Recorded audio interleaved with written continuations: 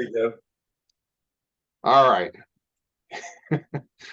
Investor Guys podcast, take two, kind of, because we got off to a false start there. You know what, though? Before we get started on this section, tell us about the hat.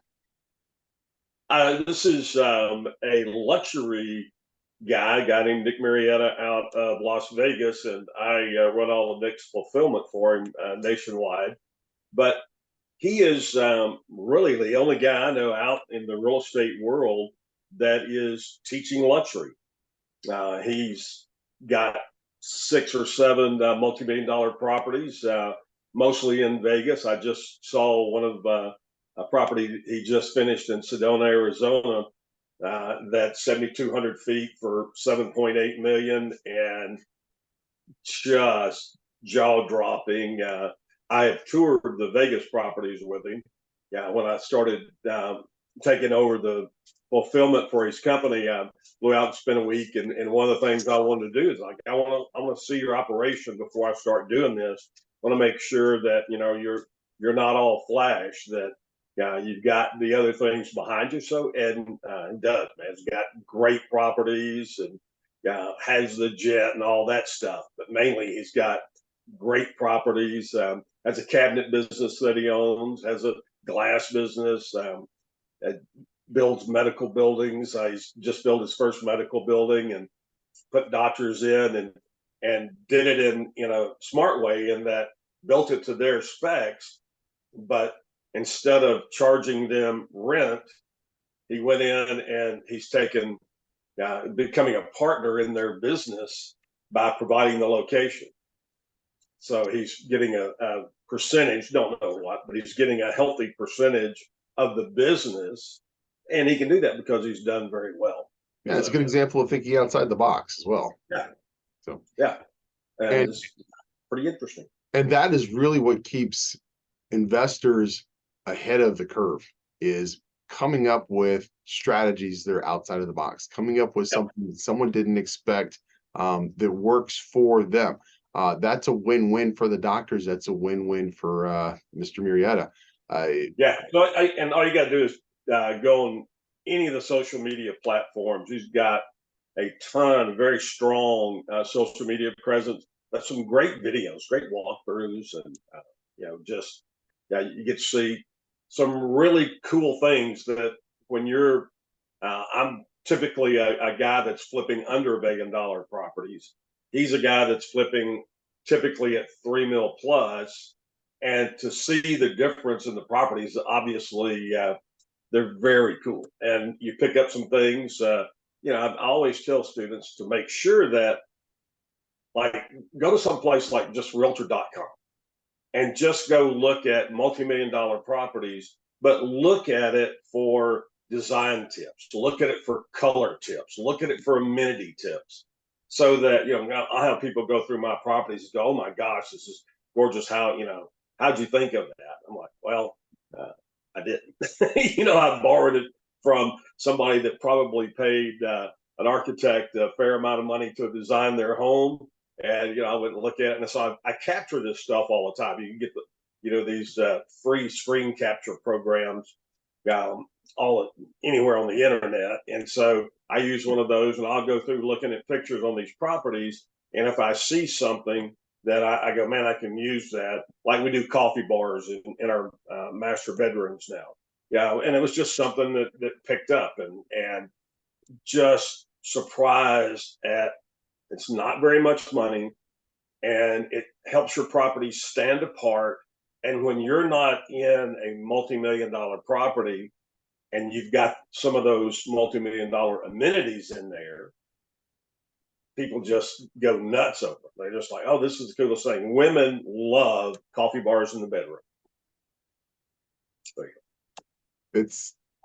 I'm not a coffee person, but I got to tell you, I don't know if it was a coffee bar, but we actually had a full-on bar at one of the houses that I lived in California. It had the sink, it had the shelves, it had it was an odd place for a bar, but I guess if you live in California and never have to leave the master suite, it's not bad. It had a 1,000 square foot deck off of the master suite. So it was pretty Very. much set up to just Yeah. exist, I guess, in the master suite, but I guess Vegas style in Los Angeles. But uh, we were going to talk about today opportunities, because Yeah. as every single person on the planet who has a dollar to spend or a euro to spend or anything else knows, we are looking at historical inflation.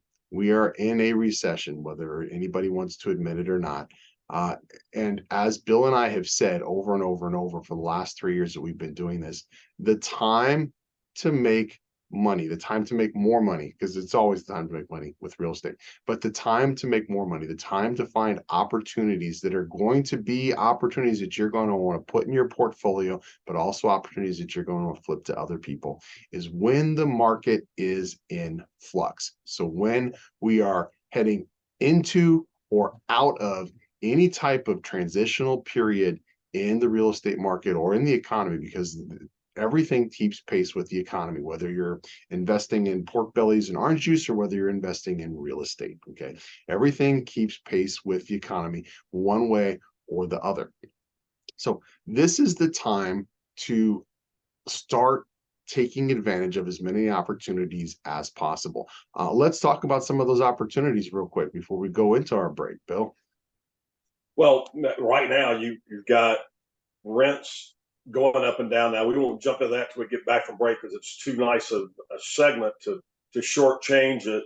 But the rental market is huge and is getting stronger in most of the nation, and it's because of the economy and because of unemployment. And it really doesn't matter what the talking heads on TV and what they say in DC. You and I and every person in America knows that we've got inflation like crazy. It's not under control. It's not near what they say it is. It's significantly higher than that because we see it. We notice it when we buy stuff. We live it. So we, The talking heads are making $1 million plus in salaries. yeah, And yeah. And they're reporting on it, they're reading it, they're not feeling it like the people who are on the ground, who are dealing yeah. with it day in and day out. And then with that, you've got unemployment going up, and they keep saying, "Oh, we have more employment. We have the most jobs," and all this. It's like BS. Sorry, just BS. So and you and I see that because we see people that we know getting laid off, and locally you hear about, well, gee, General Motors just laid off 1,000 people or whatever it happens to be. You hear that locally. You don't hear it much nationally because they want you to think we have unemployment. And so what that does is it drives the rental market because a lot of people are now can't afford to stay in their home. They're selling their home, or worse, they're losing their home. And so the rental market is a great place to be looking at right now to put money into because of the demand. Now we're way over on our break here. Yep. So we'll We're gonna take our break, but and just a thought to leave you with to ponder while we go into our break. Amazon, Facebook, Microsoft, General Motors, Ford, and other large companies, all of them have laid off thousands of people this year. And they're going to be laying off, they say, thousands more before the end of the year. So if those large companies are laying people off, what do you think is happening to our bread and butter companies across the United States? So think about that. We'll be back in just a second. And we are back. And again, we gave you something to ponder over the break, but without getting into it too much, the writing is on the wall. Okay. We didn't have to explain that to you. You already know that. You go to the grocery store, you've seen the price of eggs going up, you've seen the price of milk going up, you've seen the price of meat going up, which really bothers me because I am a meat person. Okay. Yeah. What I'm paying for steaks now is 3 and 4 times as much as I was paying for steaks a few years ago under a different administration. Is there a reason all this is happening?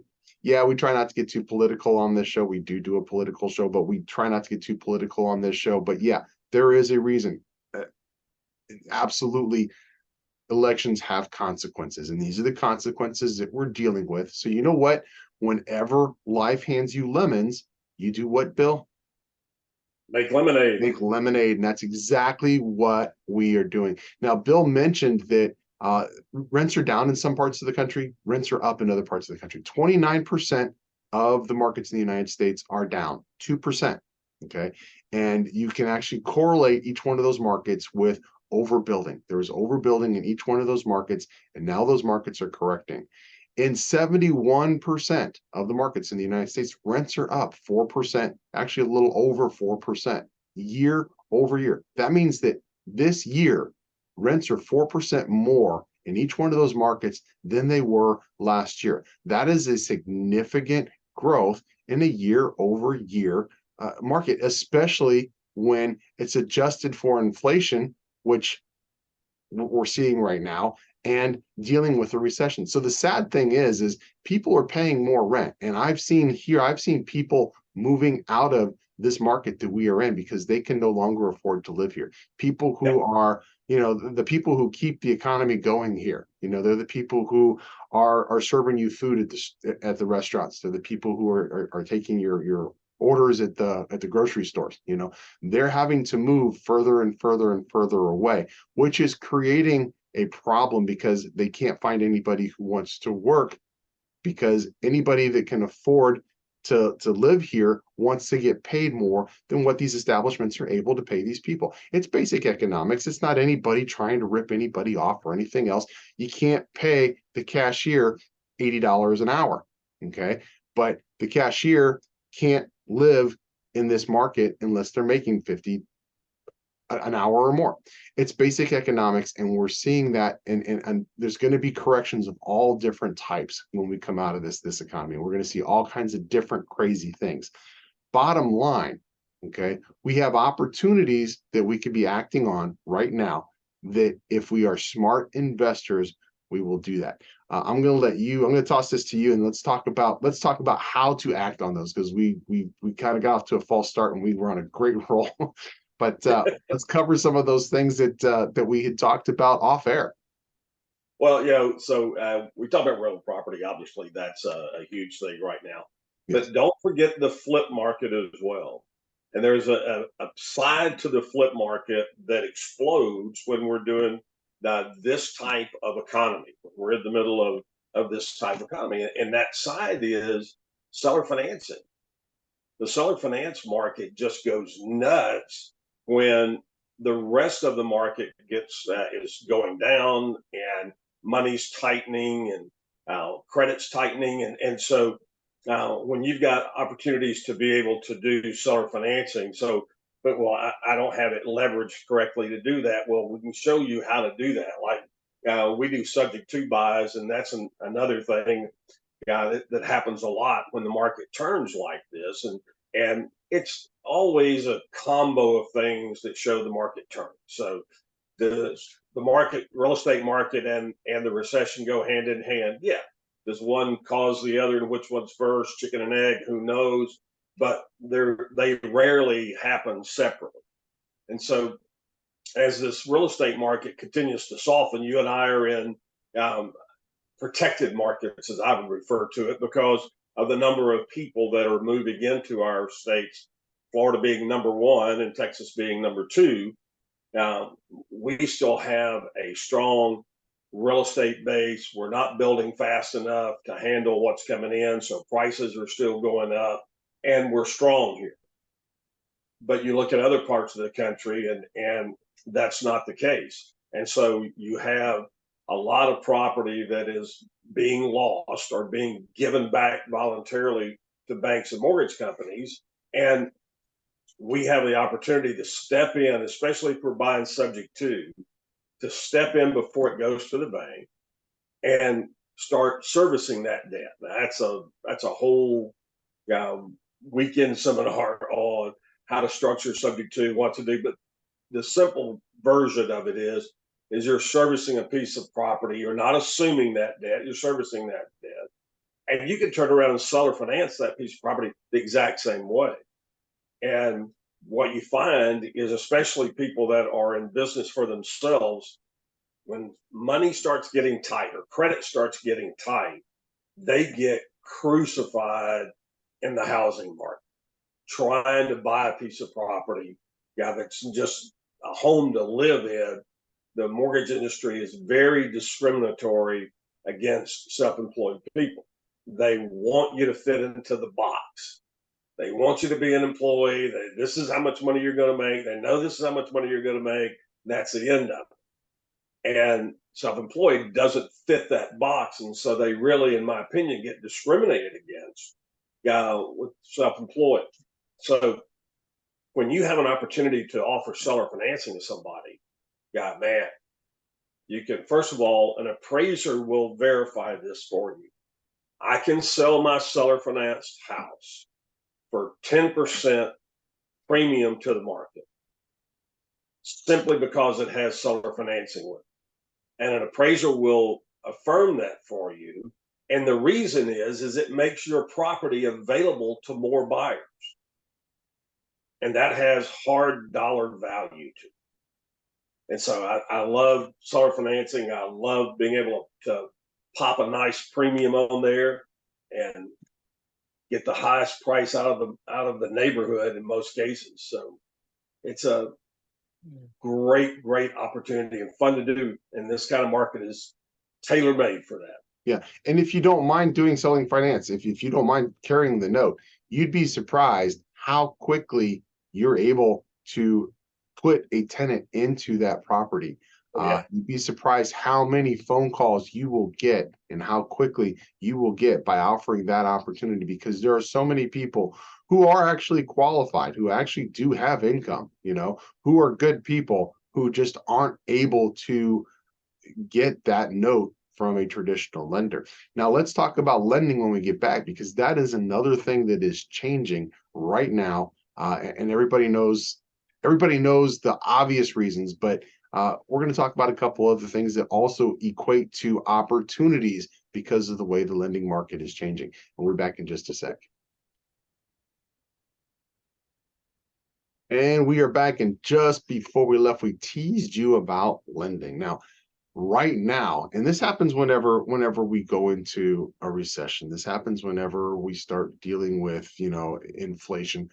The Fed starts knocking up the interest rates, and interest rates go up, and interest rates go up, and interest rates go up, and they are going up right now. We've been seeing them go up. We actually dodged a bullet recently, but they're saying that interest rates are going to continue to go up. Now, what that means is a lot of people, a lot of the general public, a lot of those people who are employed, like what Bill was just talking about, they are not buying homes, not necessarily because they can't afford it, just they think they can't afford it, or they're afraid to buy the home because they don't want those higher interest rates. They're going to sit and wait. They want a home. They're going to sit and wait and see if interest rates go down. Okay. Yep. Interest rates will go down, but it's going to take a couple of years for them to go back down again. In the meantime, those people who would be home buyers, most of them, unless they're already in a house that they own, are continuing to be renters. Okay, that increases our rental base. A lot of people, for whatever reason, panic. They had adjustable rates. They panic. They get out of their loan by selling their house and becoming renters. So we're seeing our rental base increasing. One of the opportunities for us as investors is to be able to go out and pick up rental properties, and the price of real estate across the board is starting to cool off. We're seeing that across the board. Real estate is cooling off. That includes multifamily properties where we can put tenants. Okay. Now, we're going to pay higher interest rates, but as real estate investors, we're used to paying higher than what the market rate is for interest rates anyway. Okay.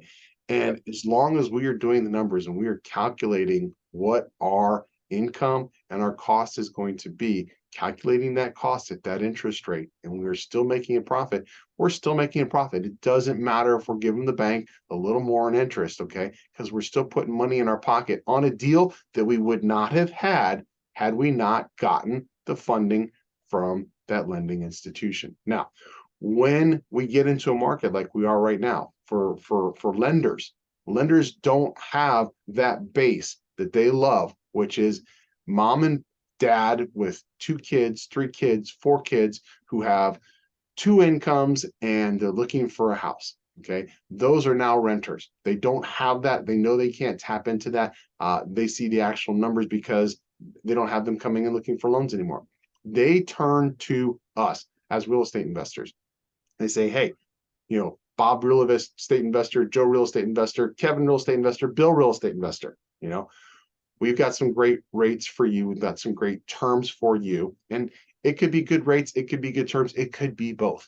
Okay.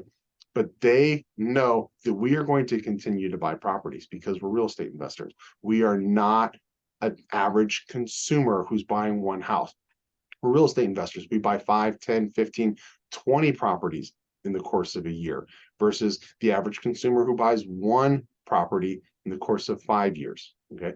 They're reaching out to us now. I have lenders calling me saying, shop, this is what I'm going to give you. These are the terms. This is the rate. Okay. Shop. If you find anybody at all who will give you better terms or better rates or both, I will match it or beat it. And that's a win-win. If I'm going to find anybody that's going to do better and they don't actually match it or beat it, it doesn't matter because I found somebody who's doing better. If they're willing to stand behind their product like that, that's somebody who I want to do business with. The thing that Bill and I hear all the time from investors that are first starting out is, I'd love to do it. I can find the deals. I see the deals all the time. I know how to do it. I just can't find the funding. I can't find the money. This is the easiest time right now where you're going to be able to find traditional, conventional funding. Now, we'll do a show on all the different ways that you can tap into funding a different day, okay? The easiest way for everybody, whether everybody knows how to do things, is conventional funding, traditional funding.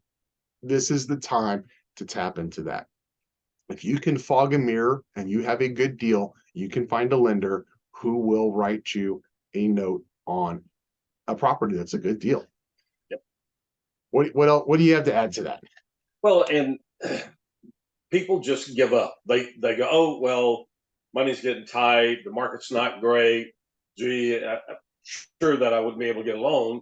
So they don't ask. Yeah.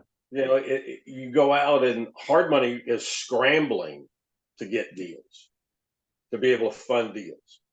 And so when you're looking at those things, you just got to get out there and apply for it and start asking, I'm an investor. This is what I do. What's it going to take? Is it going to take 20% down? Is it 25%? Is it 30%? Is it 10? Whatever it is. What's the down payment going to need to be on this? And get yourself pre-qualified. Go look at a myriad of national hard money lenders out there. I'm doing business with one out of Vegas right now that I've had some good success with, called Max, M-A-X, maxcapitallending.com. And very aggressive. Brookview Financial on the East Coast, been around with those since the inception of Brookview, and they're maybe the largest hard money lender in the country right now. And just, get out there, get pre-approved so you can start looking at deals. And you can borrow the down payment privately, and you end up with a property that has zero of your own cash out of pocket in it, and your rate of return becomes infinite. Yeah. And there are lenders, hard money lenders and traditional lenders, that will lend you 100% of appraised value or 80% of appraised value. And as real estate investors, oftentimes, not always, oftentimes we're able to find deals that we're able to purchase for 80% of what the ARV is going to be, the after repair value. And there are lenders that will lend on the after repair value. Find those deals. They're out there. Don't be frustrated because the first 2 or 3 or 10 that you looked at didn't fit that model. Okay. Keep looking until you find it. That's the difference between people who are successful in life, not just real estate, but in life, is they don't give up. They keep going. They keep looking. Now, don't waste your time looking for a needle in a haystack, but what we're talking about are not needles in a haystack. Okay. Right. What we're talking about are needles in pen cushions. Okay. They have a lot of other needles in them. Don't get frustrated. Continue to keep your nose to the grindstone and find these properties. They are out there. You hear the stories about other people who found them. There's no reason why you couldn't be one of those stories. For every story that you hear, I promise you, there's 50 plus people whose story you didn't hear. So Yep. the deals are out there. There's a great saying, and I know you've heard this before, Bill. I probably said it before. The deal of a lifetime comes by at least once a day. Yeah. You Yeah. just have to be able to recognize it. You have to be in a position to act on that opportunity.